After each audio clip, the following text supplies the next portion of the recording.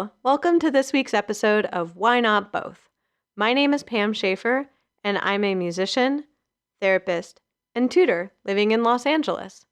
I started this podcast to explore how our multiple passions inform our identity. We're often told that we're supposed to have one passion in life and that we're supposed to define ourselves by this one passion. However, most of us actually have multiple interests and have worked at a lot of different jobs. And I was really curious how this actually changed people's ideas of their own identity in the world. I decided to interview people from many different fields to determine how their multiple passions inform their identity. You can learn more about all of the people that I have interviewed on my website, which is wnbpodcast.com. My first interview is with Jason Porath. He's the creator of Rejected Princesses, and he also works as a visual effects artist in Los Angeles. I hope you enjoy our interview. Hello, Jason. Hi. How are you? I'm doing fine and dandy like sugar candy. How are you? Amazing. Thank you for driving all the way home from your job that we are going to talk about. I was just going to stay there all night, but this seemed like a better place to sleep. I was in fact gonna live there. That brings me to the first point that I thought of, which is the origin of this podcast, is that especially in Los Angeles, we ask each other, what do you do? And I was wondering what you think would be a better question to ask people. What are you into? What's your jam? What's Because a lot of people, like, what they do may just be like a day job or something like that. Like, I want to hear about what gets them fired up. Is this like, so asking what's their jam, I think, is a better question. I will say that a lot of people will be caught off guard by that question. Yeah. I've asked that a couple times, but I'm just like, asking people what they're into. People don't really ask that real often. So I feel like there's got to be a better way to ask it, like to get at what I want to know, but I'm not sure what it is. Maybe like, what are you passionate about, or what's like the landscape of your day, or Yeah, I don't know. When you say what people get passionate about, I feel like you're supposed to say like world peace or something like very altruistic, and saying anything else is just gonna like sound like a total a-hole thing. Um, like asking like what could you ramble about for hours, or like what gets you fired up or something like that. But all of that also sounds super lame, like first date kind of question. So I don't know. That's really funny. So it sounds like maybe by the end of the interview, we'll figure out a way. Because I do want to ask everyone this of like, what would you prefer being asked? I know when I'm asked that question, I end up just feeling really pretentious and annoying because I do enjoy doing several things, but I'm like, okay, how many do I talk about? Does it sound egotistical to talk about all of them? Do I just pick one and run with it? Do I just lob the question back at the other person? Yeah, I don't really have a good answer for it. I basically try and gauge is like, how much do you really want me to talk right now? Because I could Yes. like what if you want to have me like ramble at you, like fucking buckle up. Like I will talk your ears off. You're But like, I if got you're just this. saying this to be polite and you're being like really gregarious and you just want like the 5 second elevator pitch of like, what kind of person are you? Can I use you in my professional endeavors? Then you'll get a different answer. Right. Right. Yeah, I guess it's context specific. And Right. like, I guess in light of that, like, I mean, the first thing that you said when I asked you how you wanted to be introed was that you're the creator of Rejected Princesses. So I would love for you to tell everyone what that is and how you became the creator of it. So Rejected Princesses is a illustrated blog turned book series about unsung badass women of history that almost nobody knows about, and if they do, they only know the comfortable parts of their story. Whereas I am going to cover all the uncomfortable parts. I research, illustrate, and write about them. I've been doing it for about 5 years. Started doing this after I left. I used to work at DreamWorks Animation for quite some time, and then various live action visual effects before that. And I just, at one point after Frozen came out, I got a little sick of, I don't know, the all the princess movies seemed a little samey. I like Frozen, don't get me wrong, but I there was a clickbait article going around about like 12 reasons the Frozen girls are bad role models, and I was like, they're not bad role models. I can come up with way worse ideas for princesses. You're like, Uh, you want bad role models? Let me get you some exactly. bad role Like I'll just models. start like tossing them out, and so like the origin of it was like, what would Disney Presents Nabokov's Lolita look like? Um, which is a really terrible black humor, like one note joke.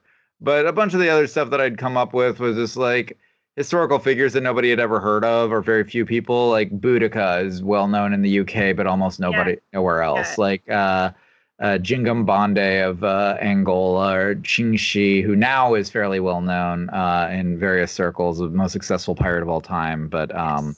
at the time, just not many people knew about her. And like those were like the low hanging fruit comparatively. Like Wikipedia had entries on them, but I just kept going at it for 5 years. And 2 books later, here I am. How has it been different, like over the last 5 years, running Rejected Princesses? Very different. You care about it a lot more. Like there's no separation between the art and you. Like with DreamWorks, if people didn't like Shrek 4, I'm like, great. I didn't really dig it that much either. But this is a job. But with Rejected Princesses, like that's all me. They're like, your artwork sucks. I'm like, yeah, I know. I want to get Oh. better. It's like so. It was a useful learning experience, like for sure. I mean, A, I got better at a lot of stuff, but B, also you get better at taking criticism. You get better at being a person under a magnifying glass, which takes a lot of effort. It's really hard. Um, Well, yeah, yeah, because you went on several book tours and all sorts of different stuff. yeah. I mean, the book tours were actually like, the only people who are going to come out to book tours, you at least usually, are people who already like you. So that's Right. fine. It's really just the day to day in and out of being on the internet that is rough. I mean, I've gotten hate mail every day for 5 years or so. I was actually wondering that because I'm like, you aren't a woman on the internet, but you are a man writing about women on the internet. So I was wondering if you then got the woman on the internet effect. Um, so I get a little bit of like hate mail from everyone. From the right, it's pretty obvious. Like I'm a traitor to my gender. Like who's having sex with your wife while you're writing this, that sort of thing. Just easy enough to like put to the side and dismiss. Right. Right. And it's thankfully not been so voluminous as to overwhelm everything else. I haven't been brigaded, which God knows if I was a woman writing this, I would have been. And like, yeah, the privilege of that is certainly never lost on me. So that's the right. The center I would characterize as like people like academics who get very like, oh, well, you didn't read this in the original medieval French, so you're a piece of crap and your opinion's invalid. And Right. they're relatively easily dismissed of just like, you're correct. I have limited ability to do this. I'm trying to wear a lot of hats at once. Right. If you're willing to help out, I'd be happy to give you credit. And I have a whole section on my website devoted to corrections. It's like, Oh, that's really here's, cool. yeah, I give out certificates saying that so and so is in perpetuity smarter than me. Um, yeah, I have a whole section on the website devoted to that. And then the left is the hardest part because it's like I care about their opinions, but yeah, you don't know who's writing to you. They may be like 14 years old and on Tumblr, which is often the case. And so I've been called every name under the sun of like Right. misogynist, misandrist, cis-sexist, transmisogynist. I've been called racist, God knows how many times. I've been called Zionist and anti-Semitic on the same entry within 30 seconds of one another, which was a trick. Um, Wow.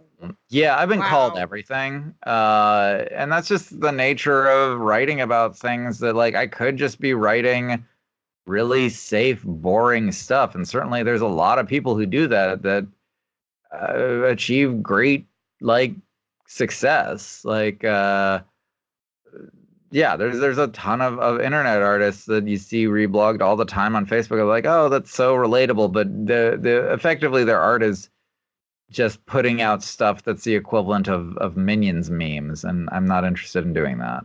I wish you could see the face I just made because it was a face of disgust and alarm that I had to mask really quickly. Well, here's the thing, like I see a lot of this stuff and like it's not necessarily a knock on those artists. You got to make a living. I'm sure that a lot of them want to be doing more complex stuff, but you got to put food on the table. And if Right. you're good at putting out those stuff that just gets shared over and over, like I guess the most recent one are those aliens that Oh, yeah, yeah, yeah. Those really don't make me drawn of just cringe. like use SAT words to sort of Yes. describe in alien Yes. terms like very basic human stuff that is shared left, right, and center. Cool. There's nothing that really speaks to me about that, but someone's like hit a nerve and it's great. It's fine. It's entertaining. I Right. I'm not a, I'm if I wanted to do the most commercially viable version of this, it would be the actual Disney version of this. By the way, my cringe was related to having to drive by that minion that looks over Universal Studios all the time. And it was more cringing in regard to that than cringing in regard to things that are relatable.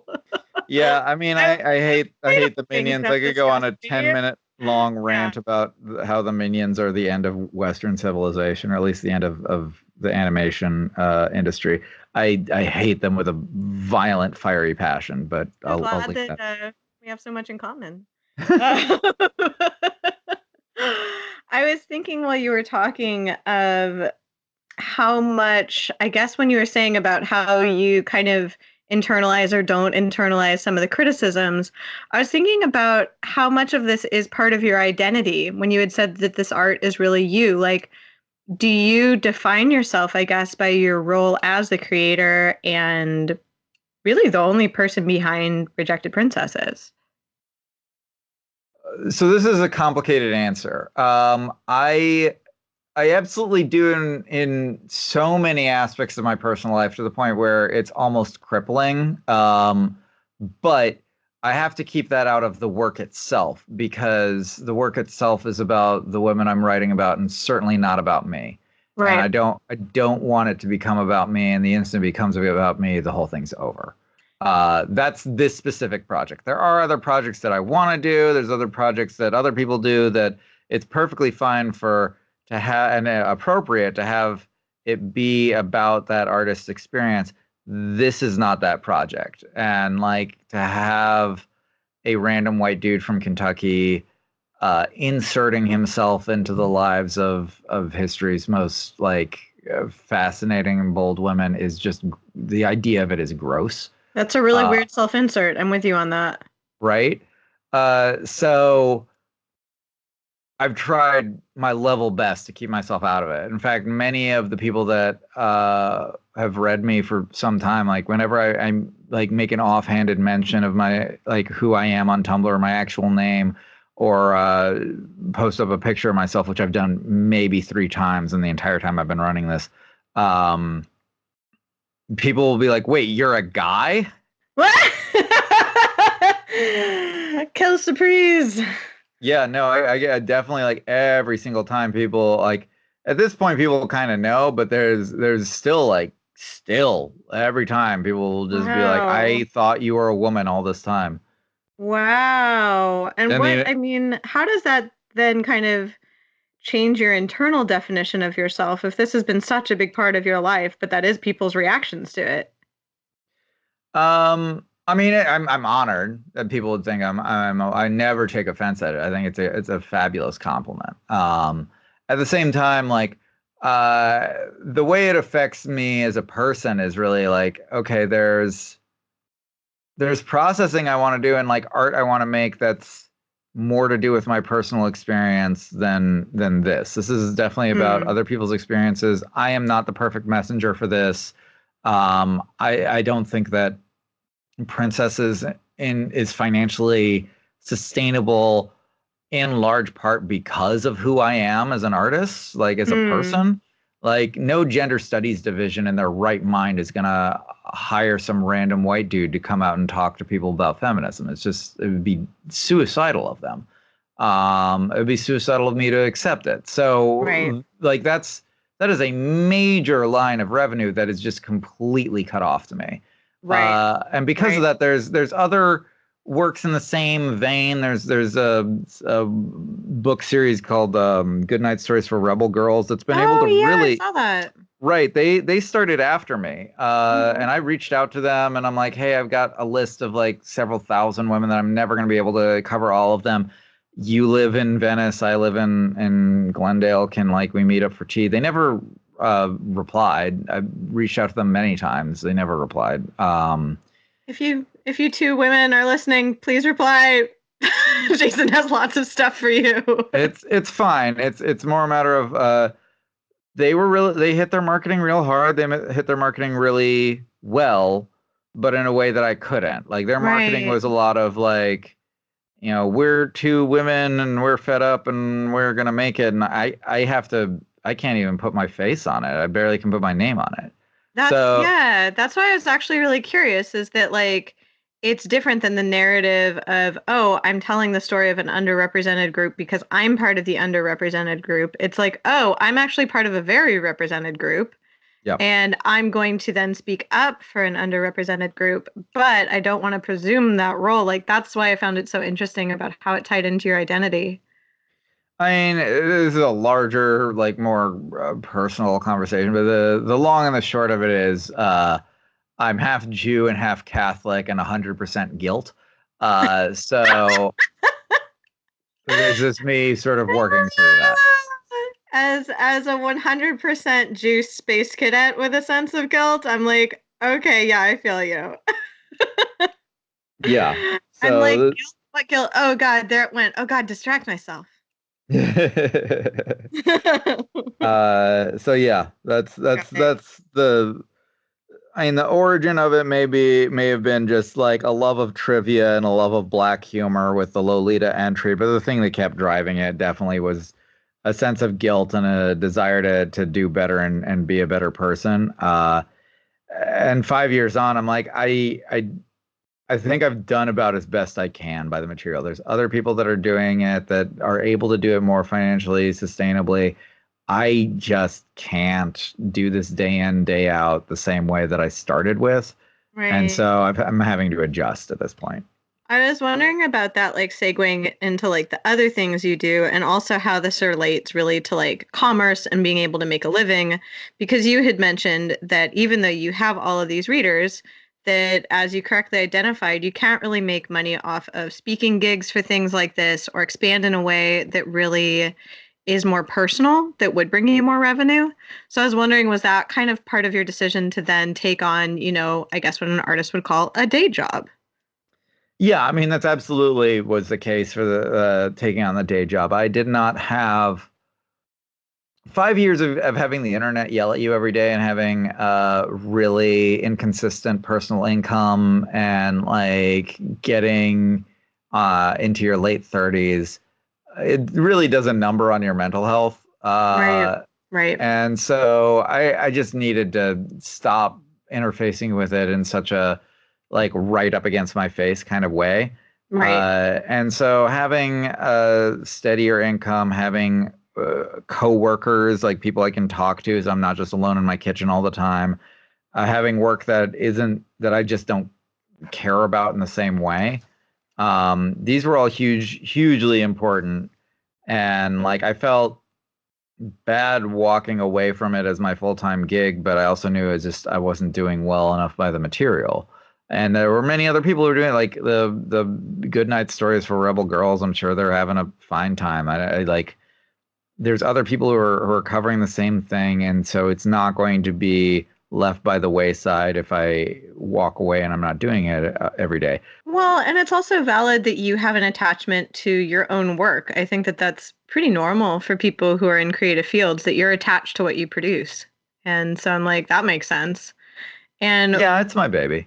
yeah, it's like, and what you were saying previously about how you're like, okay, I'm in my late 30s. I don't have a steady income. I don't have coworkers, like things like that in regards to your mental health. One of the reasons that I really wanted to even start this podcast was that I think that this is a thing that I see in a lot of artists. I might just see it in a lot of artists because I want to, because I see it in myself, is that if you're not an artist 24/7, living and breathing your art and not doing anything else, then somehow you are mysteriously not a real artist. Right. And and I'm like, maybe that's a fallacy. Maybe if you have a day job that actually improves your mental health, you might in fact then be able to create better art because you are in a healthier place and you are taking care of yourself.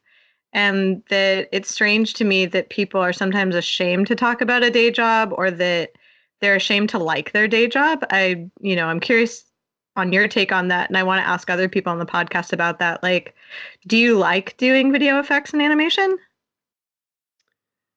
Yeah, I mean, so my specialization in like computer graphics is what's loosely categorized as effects. So like fire, smoke, wind, water, the component parts of Captain Planet. The it's all highly technical stuff that is sort of the black magic end of the industry of like we can't sculpt it very easily, we can't animate it very easily, we don't know how we're actually going to get this done. Toss it to the effects department. And so it's a new challenge. It's very every shot that I get, I don't know how I'm going to do it. It's all you have to know a little bit of how everybody does their job. It's very creative, it's very collaborative in terms of like you just talk problems over with other people. There's no ego about it, um, which is great. I really do enjoy, and I miss that part of it. And like, you get to make stuff that looks really cool. Like, oftentimes the coolest part of these videos or movies or what have you are the parts that my department makes, be it a giant dragon breathing a fire hose of water and having it turn into icicles and then break, or Right. giant fireballs, or like a magic tornado, or the world coming apart like paper. Like it's all like, how'd they do that? Well, we had to figure it out. It was really Well, there hard, was this guy named Jason. right? So that's fun, but ultimately it's you're being a tool in someone else's toolbox. So it's only so Got it. fulfilling. Like it definitely fulfills the left part of my brain and a little bit of the right part, but I don't, it's not solving the greater questions of like existential angst that I have. Right. Like I'm not having personal breakthroughs by coming up with a really clever way to like come up with machine gun tracer fire, you know? So it's like it's fulfilling on some levels, but it sounds like it doesn't fulfill necessarily what you were talking about of that you wanted to actually kind of make the world a better place through what you were putting out. Like that seems like a bigger goal of, say, Rejected Princesses than making a really cool fireball. Right. I Yeah. mean, that's a lot of why I left. Yeah. Um, like I knew I was sort of a bad cog for that particular machine at that point in my life when I left DreamWorks. Like I was getting frustrated enough with the creative output of it, and I was close enough to it, and I'd been at it for so long that I was just like I was just being a bad employee at that point. I was bringing everybody else Mm. down, and I didn't like being that guy, so I decided not to be that guy. Well, and it Uh, was good of you to have that awareness that you're like, I'm not really doing a service to other people. I'm not really doing a service to myself. Maybe I should do something else.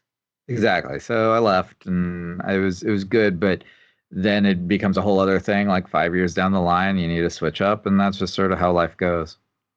Do you feel like there's a lot of overlap between the two major things that you've done? I guess in the last, well, if that was 5 years and then 5 years prior. So I guess like in the last 10 years, do you feel like there's been overlap of the two or have they pretty much fulfilled different things? Um, there's been very little overlap, I'd say. Like the because my experience of being in computer graphics has mostly been kind of a lot of teamwork, a lot of cleverness, a lot of problem solving, that leans far more heavily on the left brain than the right brain. Got it.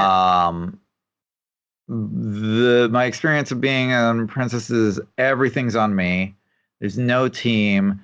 There's no specific answer for how things get done. I have to make all the decisions. Um, it's very personal. Right. It's all the things that working for someone else in the computer graphics trenches wasn't. What would you say? Because it sounds like both of those kind of have their strengths and weaknesses, and I'm just curious, like, what was your favorite part of both of them? My favorite part of the computer graphics stuff is just being part of a team, like feeling like you really like contributed and like you're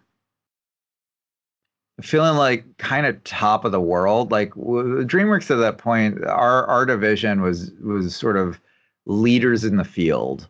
Like Right. 5 years later now, I'm coming back and like I'm seeing how the technology has evolved, and I don't feel like very far behind because it's just now catching up to where we were like 5 years ago with a lot Wow. of the tools that we had for like destruction or whatnot. A lot of the tools that I wrote. I'm like, oh, well, they changed up how they did it and what it's called and whatever, but I understand what's going on underneath the hood. Uh, and like, that's really cool that we kind of pioneered that or like that workflow. That's Um, really cool that you got to be a part of that and that you got to see like, oh, wow, that is actually something that you got to be a pioneer of. yeah, yeah, it was fun.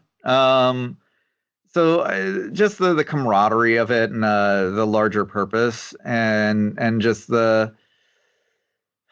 there's a certain lack of anxiety about it. It's like you know where your next paycheck is coming from. There's a steadiness to it. It just is a regular thing. Um, but it's not ultimately super personally fulfilling, and that was the best Hmm. part of doing the princess stuff is that you'd have people write to you and say that they were having a hard time, and your work helped get them through it. That it really meant to a lot to people on a very personal level. Like I'd autograph books for people and they'd tell me like little stories about their family and like as background to why they're asking for a specific sketch or whatever. And that's meaningful in a way that I don't think a DreamWorks movie would ever be. I don't think Wow. any movie that I'd ever work on could possibly be as meaningful as that.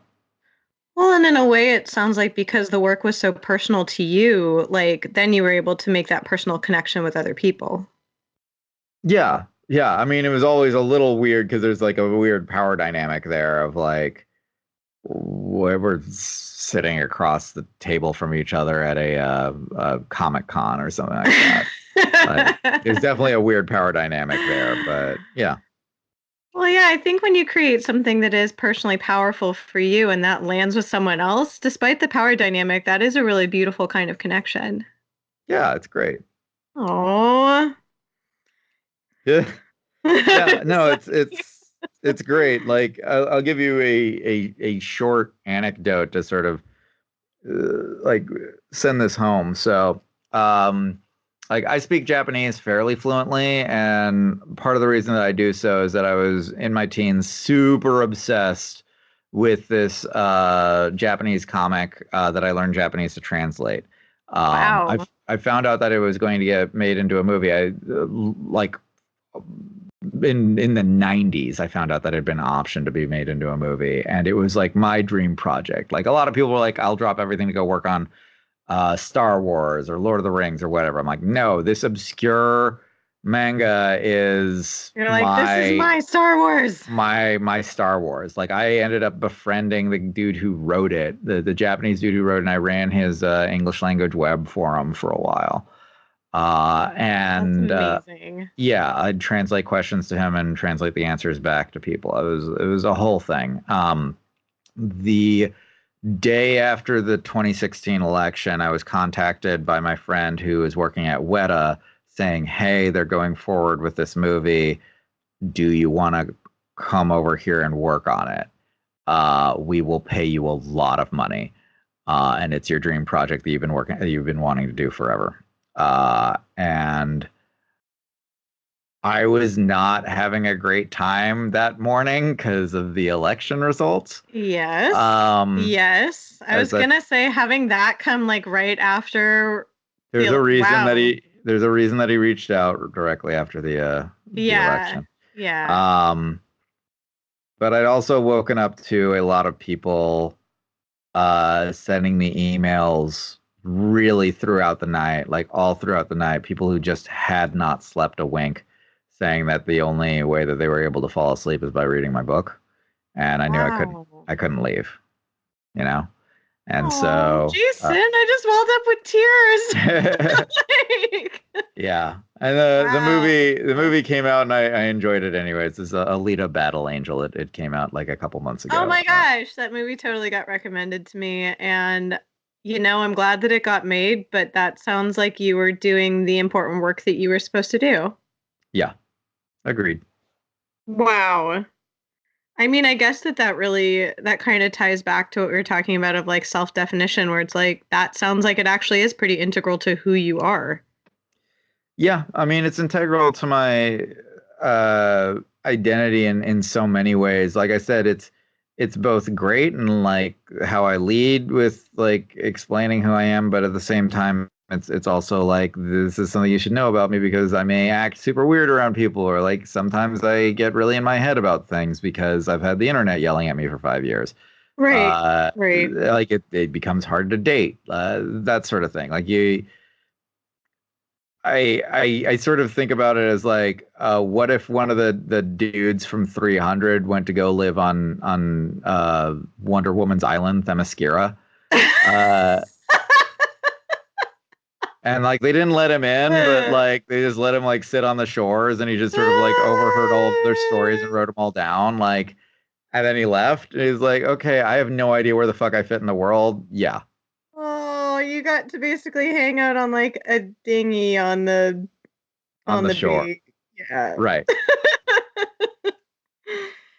Oh my goodness. That is, I mean, I guess that ties into like the last two things that I really wanted to ask was like, it's interesting. I was going to ask, why do you think we default to the narrative of one true passion? But it sounds like, in a way, like, even though, and I don't know if I'm just getting it wrong from what you said, so feel free to correct me. It sounds like even though VFX and animation, it sounds like it fulfills kind of like a fun part of you. It sounds like something like Rejected Princesses actually like fulfills kind of that like deeper part of you. Yeah, yeah, but at the same time, deeper parts got to eat. Right. Right. Do you think that's why we default to only having a, when we do talk at parties, when you said, oh, well, do you want the long answer or the short answer? Do you think that's why we just give the short answer? Do we have to be relatable to people? Do we, why do you think we have to pick just one when we're talking to people? Because you don't know people. Like you like I don't want to necessarily like have a mind meld with literally everybody I talk to at a party. You gotta ease into that. You don't like I'm not gonna start off by just spewing my entire life story at someone. That's a lot. Like you have to sort of figure out who someone is and how to interface with them and if like what level of boundaries you're gonna have with them and starting off by asking like these super deep questions, I think some people are going to be very like, uh, I don't know how to put this in a political fashion, but I will say that a lot of people in the Burning Man community have like when I meet them sort of express an utter disdain for anything that isn't like a deep discussion of chakras and tantra and all that. And I'm just like, I like popcorn movies too, buddy. Like it's fine. I Right, don't have to be right. like this deep well all the freaking time. Like I have many facets and like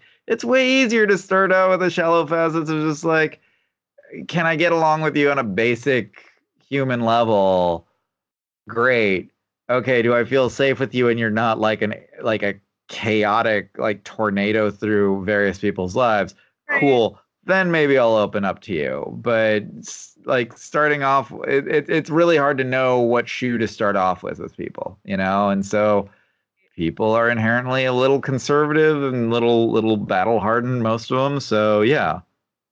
Got it. I was curious because also you said, that even deep soul matters have to eat. And I was wondering, especially in a giant city where we both currently live. Do you think any of that has to do with the idea that whatever you're doing that's making money is the thing that defines you? I think in this city it doesn't so much. I mean, definitely, I mean, how many actors do we all know who are, technically baristas or waiters or what have you, but certainly don't introduce themselves like that. Right. Uh, how many writers do you know that have a day job that you may not even know what their day job is because they just introduce themselves as writers or comedians or whatever. It really is like what you want people to know about you. Um, I've yet to figure out. I feel it's very contextual, like what I want people to know about me. Mm, Uh, Most of the time, I'll just let other people introduce me because I'm curious to hear how they see me and what they think is important about me. Also, because it's super weird to be like the fishiest thing in the world is for a random white dude with a beard to come up and be like, "Hi, I'm a career feminist." Like, yeah, I mean, I must admit that that probably would make me just like back away slowly. yeah, absolutely. Um, That is the fishiest sentence in the English language. So might as well let come other up to me people with talk like, about it, and like I can try and back it up and prove it, but like it really, I need someone to like vouch for me before I start talking about that. You right, know, right. it's a really weird thing. Like dating is very odd because people ask, well, what do you do for a living? And like, oh, I'm a writer. And like they keep poking at it. And I'll just like, oh, here's what I write. And I'll just like link them to it and let them look at it themselves as Right. And you opposed to just like, try and describe it. oh God. Because you describe it and people will be like, you're feeding me a line. You're like, literally, I've had people tell me like, that's like you're just telling me what I want to hear, and that's like BS and like ha ha ha ha ha. I'm like, no, that's all actually Wow. true. Oh my God. So have you had any positive reactions in the dating sphere when like you have linked people to it and then like cast a smoke bomb and run away and wait for their reaction? Has anyone actually reacted positively to it? Yeah, I mean, definitely people will react positively to it, but then you run into the question of like, are they seeing me for me as a person? And like, it just becomes the whole thing. Yeah, I mean, I guess that is a factor of like being like a celebrity in really any sense of, oh, are you excited about this because of my persona and what you see publicly? Are you excited because you want to get to know me? Right. Yeah. Right. No, Uh, that's a problem. I can definitely imagine that even though you are sort of like a behind the scenes celebrity for it, I'm like, huh, I hadn't thought of that aspect of it. And also I hadn't thought of, my gut reaction to a white guy coming up to me and telling me he's a feminist. I might as well be like, are you going to play the ukulele and talk to me about polyamory? Are we going to go really like full force on this? And Like, now here's Wonderwall. Uh, yes.